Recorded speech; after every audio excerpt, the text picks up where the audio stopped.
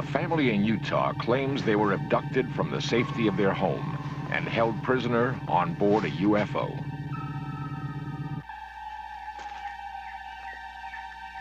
Other people have also reported being captured by extraterrestrials. A man in Wyoming claims that while he was hunting, he came face to face with alien beings and was forcibly taken on board their spacecraft.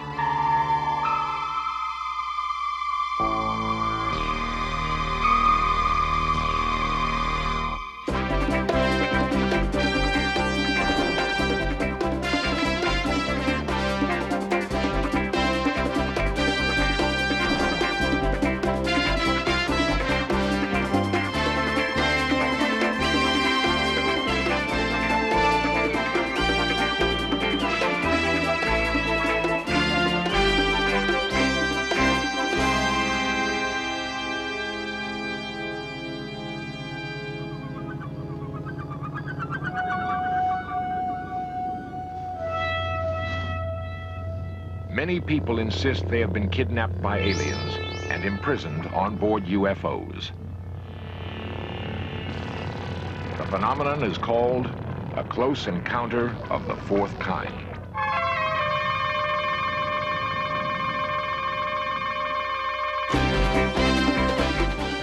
This series presents information based in part on theory and conjecture. The producer's purpose is to suggest some possible explanation, but not necessarily the only ones, to the mysteries we will examine. 500 billion stars in our galaxy alone, each a seething universe spitting fire and light. Only recently have the powerful eyes of radio telescopes given mankind a glimpse of the infinity of space. Astronomers maintain that if intelligent life exists on distant worlds, the likelihood of it crossing the endless chasm of time and space is next to impossible. Yet, 50,000 UFO sightings are reported each year. Some are backed by what is purported to be concrete evidence, like the suspended image of a UFO captured by an Arizona cameraman in 1966. The television cameraman isn't the only person who's convinced that he has proof that UFOs are visiting the Earth. What's even more startling are the first-hand accounts of people who insist that they've been abducted by extraterrestrials. These people claim to have been held as prisoners on board spacecraft, examined by aliens, and then released. What makes their testimony difficult to dismiss is that it comes from average Americans.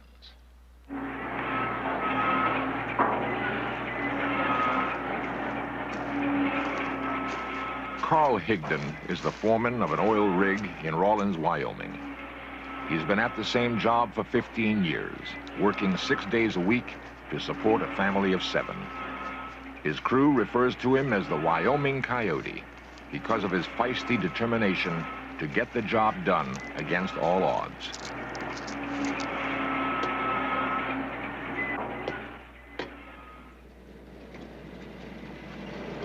An experienced woodsman with a love for the hunt, he looks forward to those days he can retreat into the forest. However, one October morning in 1974 was to be different from all other days. Carl recreates the events as he remembers them. I went to pick up my crew to go to work, and one of them was sick, so we couldn't work. So I came back to the house and decided I'd go hunting. So I decided to go on down into the forest, and I hunted down there until, it must have been around 4 o'clock.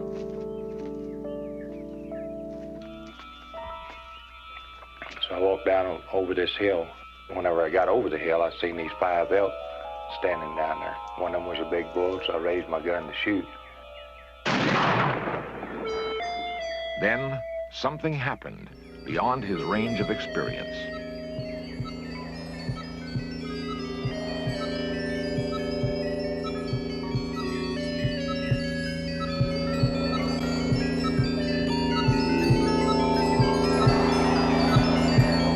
Carl blacked out.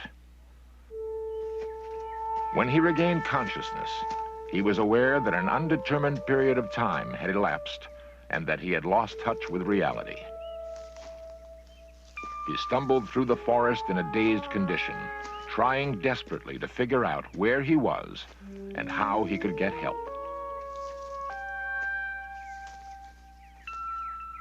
By 8 in the evening, Marjorie Higdon became alarmed when her husband hadn't returned.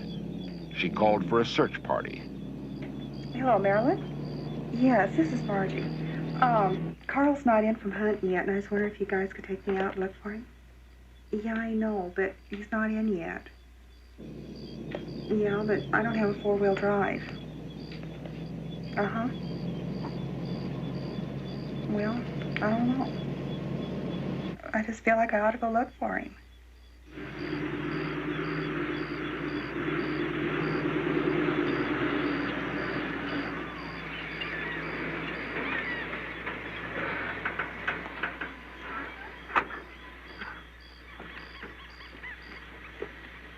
Carl's friends discovered him in a semi-conscious state. They were disturbed by his incoherent ramblings. What happened? I don't know. You don't know?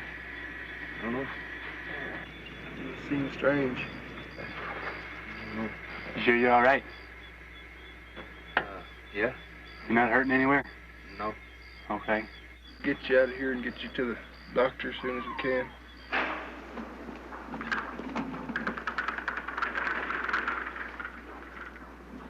Carl was rushed to the emergency ward of the Carbon County Hospital, where he had trouble seeing, hearing, and speaking. Nurse Ella Peterson attended him for 3 days. During that time, he remained mainly in an amnesiac state, unable to recall his own name or recognize his wife. After the incident, life in Rawlins changed for Carl. He was too disoriented to work or function normally. In desperation, he contacted the UFO agency, APRO, who sent Dr. Leo Sprinkle to investigate. I serve as a consultant in psychology, and my primary interest is working with those people who claim to not only see flying saucers, but also claim to have had some kind of abduction experience or some kind of contact, face-to-face contact with alien beings who are associated with the UFOs. I myself have investigated 23 persons using hypnotic techniques to assist them to recall the experience. Okay, let yourself relax deeply and go right back to that same deep concentration, that same deep relaxation. Let the muscles relax. Let yourself know that you can breathe deeply and easily as you look at the spot. Sometimes these people have a loss of time experience, an amnesic period, which occurs during the UFO sighting, and then later they check their watches and find out that they have lost some time, which they cannot account for. And these cases are most exciting and interesting because it suggests the possibility that the persons have been taken on board, have been examined, and then released, and have been told that they will not remember what has happened.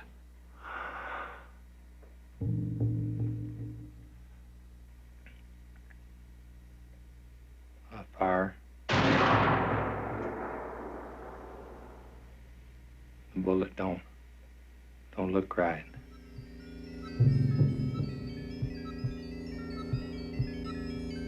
There's somebody. Strange.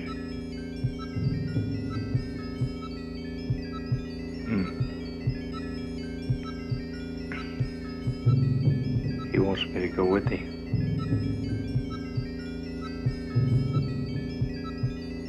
Lights are bright.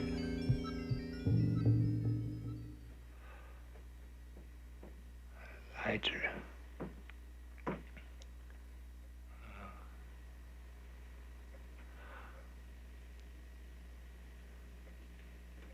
I can't keep my eyes open. I can't see.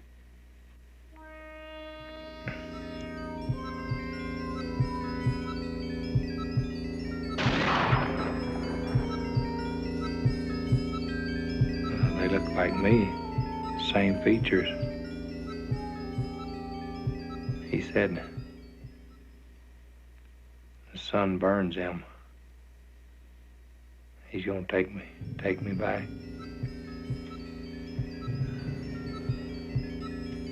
Just let yourself go back inside the cubicle. What happens inside the cubicle? Oh. Can't get in, there ain't no door. Do you know how you get in?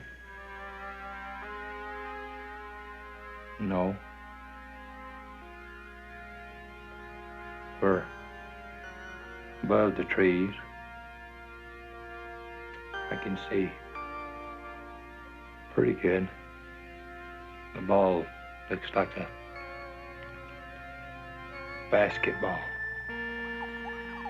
but it's got a blue gray outline.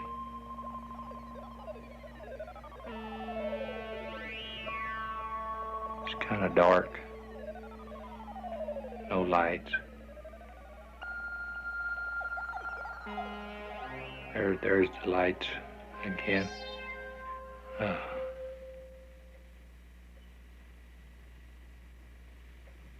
We're back.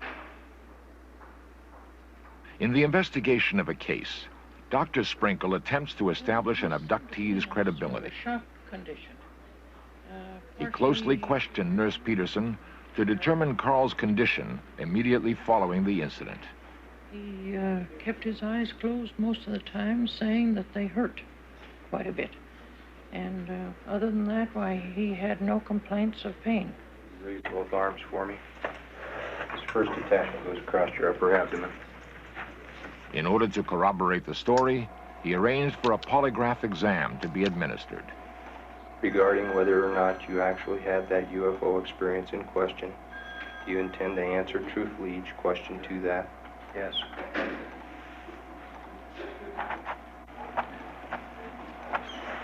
Did you ride in that spacecraft you described to me? Yes.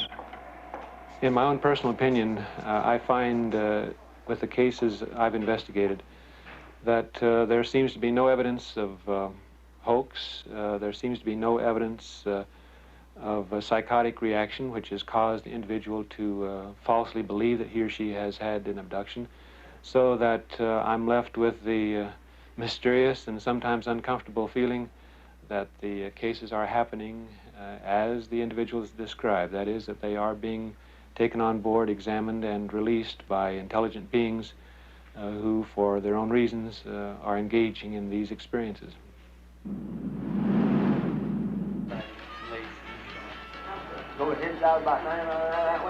Carl managed to work through a traumatic incident that he had been unable to live with. With the help of Dr. Sprinkle, he no longer was haunted by nightmares. He no longer doubted his own sanity. The abduction experience was resolved to his own satisfaction, and Carl resumed his work with a new vigor. It don't make a hill of beans to me whether anybody believes it or not. I know what happened to me. If people want to take it at face value, that's fine. If they don't, it don't make me any difference. The only thing I'm saying is if this does happen to anybody else, what they ought to do is talk to somebody about it. Not to hold it inside and try to conquer it themselves, because it can't be done, I don't think. I don't think our mind can take it. As far as the experience happening to me, I think if it hadn't been for Dr. Sprinkle, I probably would have been in an institution by now. Carl's is not the only abduction case. There are others who claim to have been UFO captives.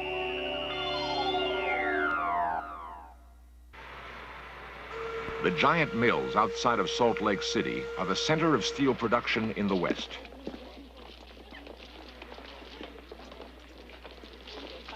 My name is Pat Roach, and I work at the steel company in Orem. I'm a millwright apprentice. I should be a journeyman in another year or two. Pat is one of 5,000 employees at the steelworks. When she completes her training as a millwright apprentice, she will be the only woman licensed to make repairs on the heavy machinery.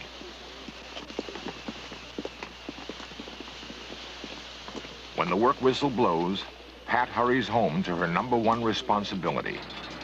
She is the sole support of 5 young children. On October 16th, 1973, the normal flow of her life was dramatically altered. Pat recreates the events for In Search Of. It was about 8 o'clock in the evening. My little boy was 4 at the time. He climbed up beside me and he had his blanket with him, and we fell asleep.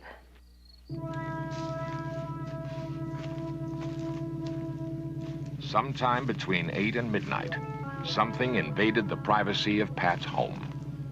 Her children, normally alert to strange sounds in the night, slept on, as if put in a deep trance. They would later believe that they were abducted during their sleep.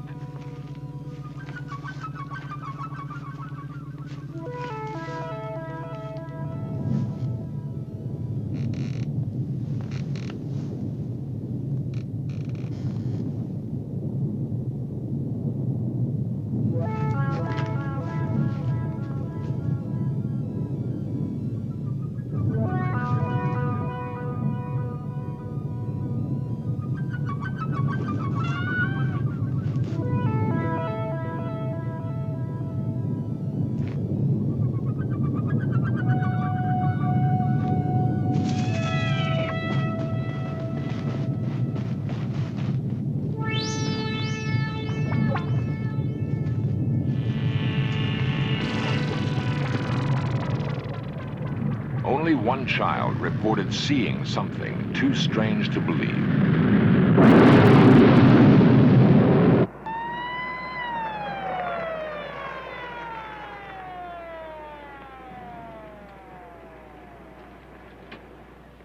Police Sergeant Ray Edwards answered Pat's call for help. He investigated the area, but could find no evidence of an attempted break-in. Alpha Fox 372. The following morning, Edwards filed an official report, leaving the case open. He dismissed the claim of Pat's 6-year-old Deborah, who insisted the house had been invaded by spacemen. Nevertheless, for the Roach family, an unsettling mystery still hung over their household and was to persist for the next 2 years.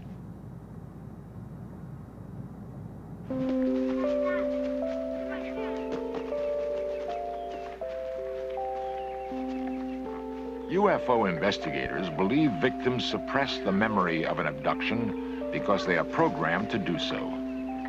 Researchers feel, however, that children stand a better chance than adults of resisting mind manipulation. I wouldn't have actually known what happened that night. I probably wouldn't have even investigated it at all if it hadn't been for the fact that 2 of my children were just positive that they were spacemen.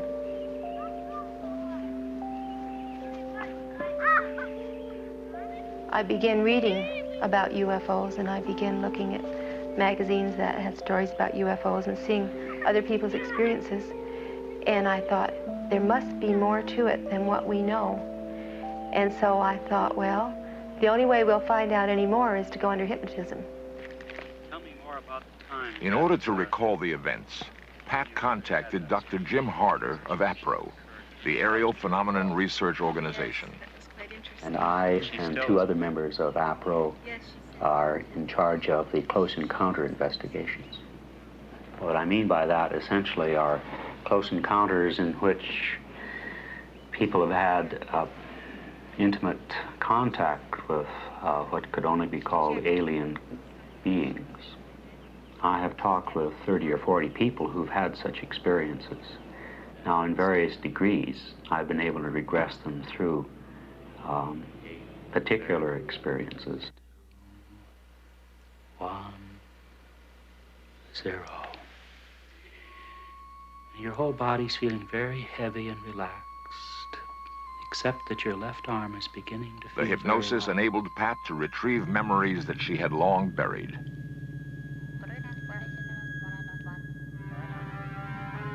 I remember what the interior of the spaceship looked like. It seemed that the walls fell away as you went to the ceiling, and you could see the stars and everything. There was this TV scanner that would start at the top of my head and go all the way down and come back again. It was like an eye.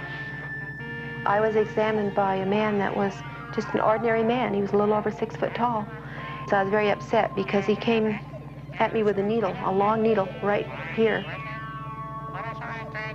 I was angry with him because I didn't feel that they had any right to come into someone's home and take them.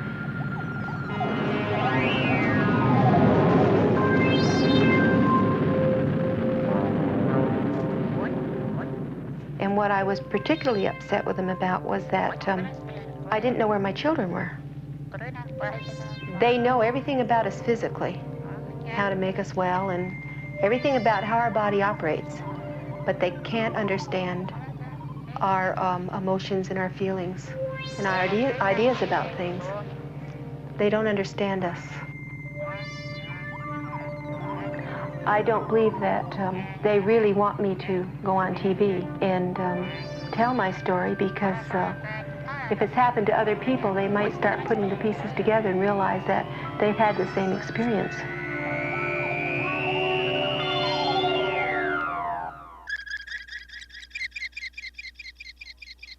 Powerful radio telescopes point to the heavens, listening to the noise of the universe. Astronomers committed to the concept that it is impossible for extraterrestrial life to come to Earth believe that if contact is made, it will come through a radio signal across the infinite expanse of space.